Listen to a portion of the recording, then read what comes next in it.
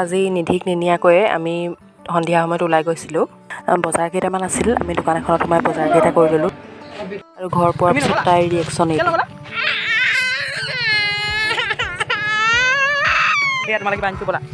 তাই গমেই নাপালে যে আমি সন্ধিয়া সময়ত ওলাই গৈছিলোঁ বুলি। ঘৰলৈ আহি এনেকৈ কটাৰ পিছত মনটো বেয়াও লাগিছে। কি তোমালৈ অডমছ এটা আনিছোঁ, আকৌ এইটো ক্ৰীম লগা বিস্কুট এটা আনিছোঁ, এইটো হৰলিক্স আনিছোঁ, তোমালৈ এইটো এটা বিস্কুট আনিছোঁ, এইটো এটা কেক আনিছোঁ। তাক আকৌ আজি ৰাতিপুৱাই গজালেৰে ফুটিছিলে, এটা টি বেজি দিবৰ কাৰণে লৈ আহিছিলে মানুহজনে, বায়ে দি দিছে।